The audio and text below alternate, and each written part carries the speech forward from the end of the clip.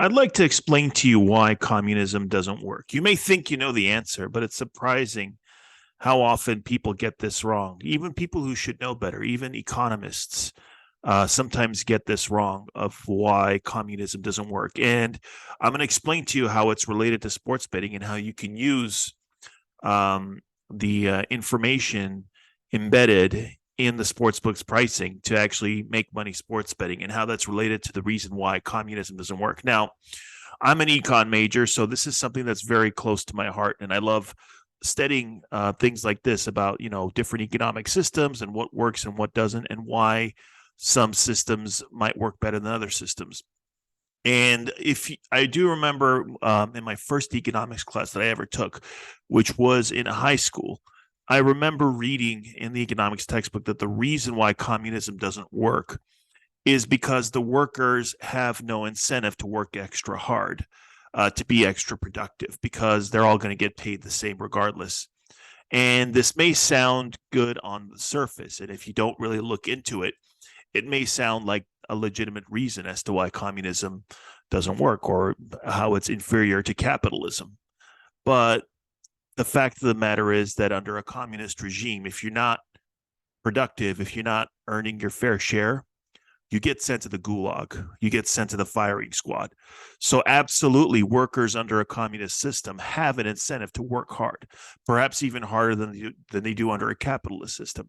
So that can't be the reason as to why communism doesn't work. If you think that it's because the workers have no incentive to work hard, you're wrong. You're dead wrong. Um, that's not why communism doesn't work. Now, don't get me wrong. Communism is a very flawed system, and it causes all sorts of misery and market inefficiencies. But the reason why that happens is not because the workers aren't working hard. The reason why that happens is because the people in the market have a lack of information. What makes a free market system work very well is the fact that there's information that flows freely throughout the system. And this information comes in the form of pricing. So if you're a businessman and you're manufacturing something and the price of one of your inputs goes up, you are going to automatically adjust for that input price going up. You're either going to make less of whatever it is you're making, or you're going to find alternate sources, similar raw materials that do the same thing. And you don't have to be a genius to do this stuff. You know this stuff automatically because when you look at the pricing, there is information embedded in pricing, way more information than even the smartest computer systems can figure out. This is why communism is a big failure. It's because you lack the information on how to make a more efficient market.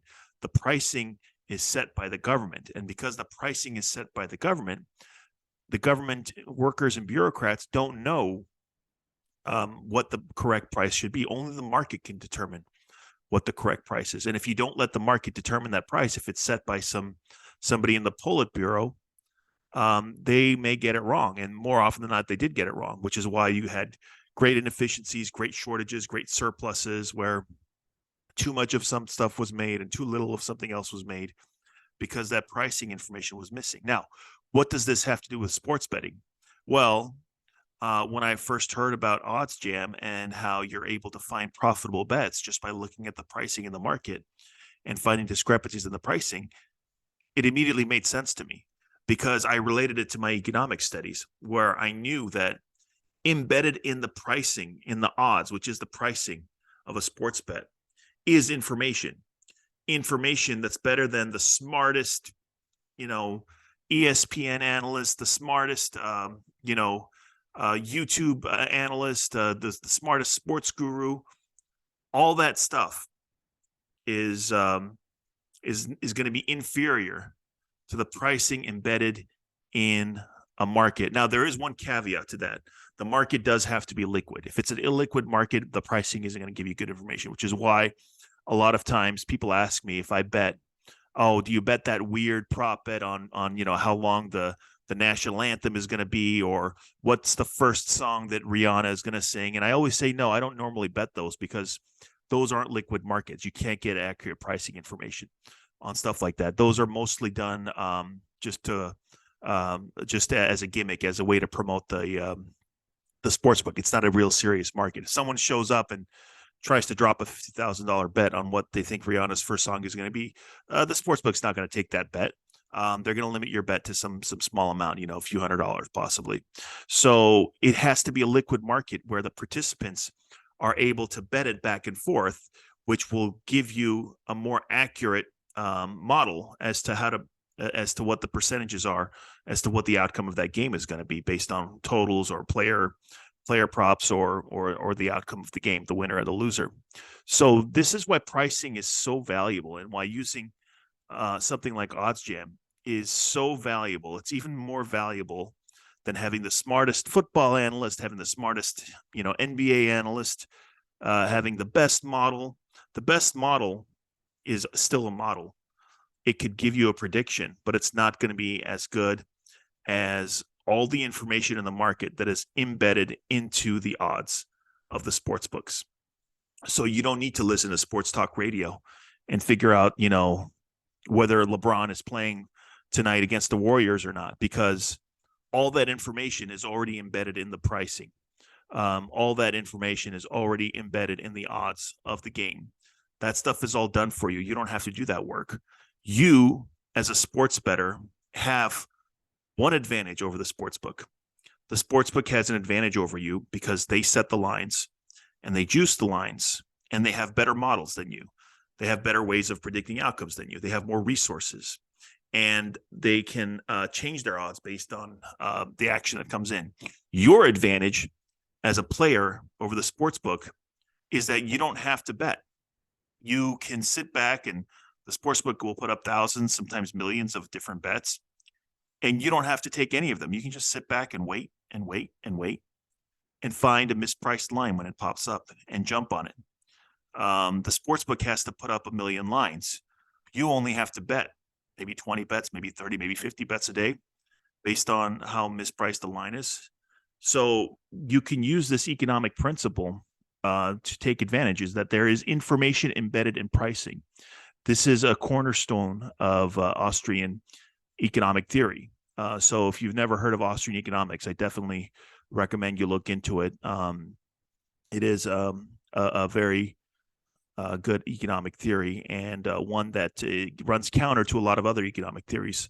Runs counter to mainstream economics, to Keynesian economics, which I believe is basically alchemy. It's modern economic theory is I think in the alchemy stage. We haven't really gotten to the chemistry stage of economics. It's all just dogma. And I'm saying this as an econ major, someone who had to study all this stuff and regurgitate it back to my professors as if it was fact. But I had to do that in order to pass the classes. So let's go to screen share and just take a look at what I'm talking about. So this is the sweat station. So far today, I've had one bet that is settled, which was a positive EV bet. So this guy, Jiri, won their tennis match. So I'm 1-0. There's a lot of upcoming action. I have about $786 in bets that have yet to come today. So who knows what's going to happen today? This could be a big positive day. It could be a big negative day. It could be a wash day. I don't know yet. So it's too early in the day to tell. But I kind of like it when I win my first bet. I kind of feel like it gives me a good omen.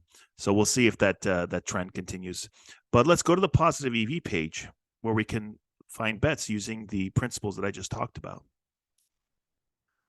All right, let's hit refresh, see if anything new pops up. So if there's a check mark next to the bet, it's a bet I've already placed. So I've already placed this bet, although I think I only put 50 on it.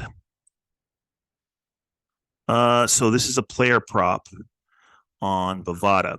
These are actually very profitable. If you see this soon enough, I would jump on this. But for me, because Bovada limits my player prop bets, this might be a waste of time for me to even try to place. I did increase this bet. I had a $50 bet on the under, and now it's recommending 60, I guess, because it's a better bet. So I did place another $10 bet. So I increased this from 50 to 60. So let me show you what I was talking about in terms of pricing. Let's click on the bet and the pricing information will pop up for all the sports books. Okay, so this is a good bet. The recommended sports book is Bet Any Sports. As you can see, under 240 is listed as plus 110 at Bet Any Sports. And if you look at the other sports books, the average odds are minus 105. So most other sports books have this as a thing that you have to lay odds on, not that you gain odds for. So what does this tell you? What is there information embedded in the pricing here? Look at this, minus 115 on Bovada, minus 110 on DraftKings.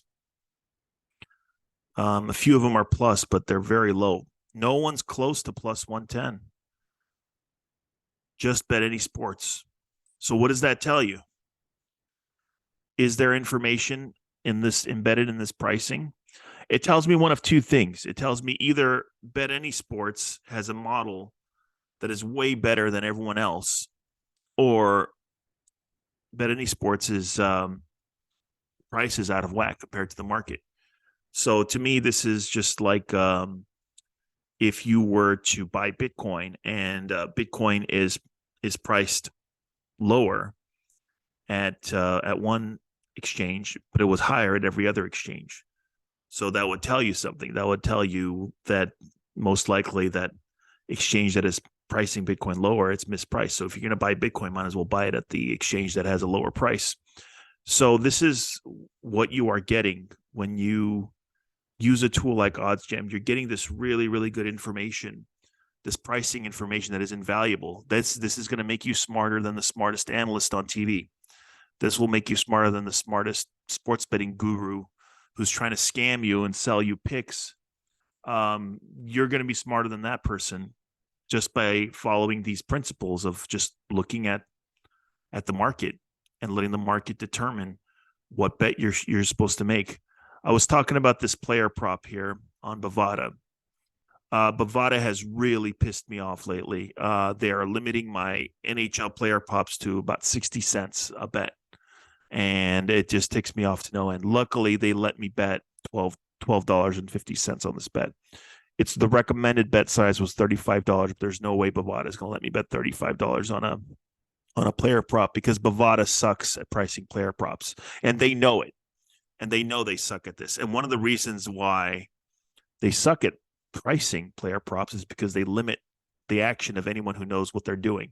So they limit action of players like myself so that we can't bet big. And so players like myself get pissed at Bovada and we take our business elsewhere. Bovada doesn't want that action. This is why Bovada's lines are often mispriced, especially on player props. So, but hopefully you don't have the same problem I do. Hopefully you could sign up on Bovada and you can hammer them for as much as you want on these mispriced lines before they wise up and start limiting you. But for me, it's basically I'm pretty much at their mercy of what they let me bet. So same thing here, Bodog and Bovada. I believe they're the same company. Looks like they're the only ones that have the over on this rebound prop being over four or at plus 105 if Talon Horton Tucker gets over 4.5 rebounds. Look at all these other bets: minus 115, minus 137, minus 122, minus 125, and over here you get plus 105. What do you think? Do you think Bodog knows something that everyone else doesn't know? Or do you think Bodog just sucks at pricing player props? I think Bodog just sucks at pricing player props, and they're asking for smart bettors to take advantage of it. And so this is good news for you. If you're not a known quantity to Bodog and Bovada, you can open up an account there and go hammer them with this bet, and you'll be able to make some money off of them before they wise up and start limiting you. So anyway, that's what I wanted to tell you. Now you know. Next time someone tells you that communism doesn't work because the workers don't have an incentive to work hard, you can correct them. And you can understand that there is valuable information in pricing, much better information than you can get from doing any type of analysis. That pricing will, in a liquid market, will give you better information. Business people understand this, and sharp sports bettors understand this.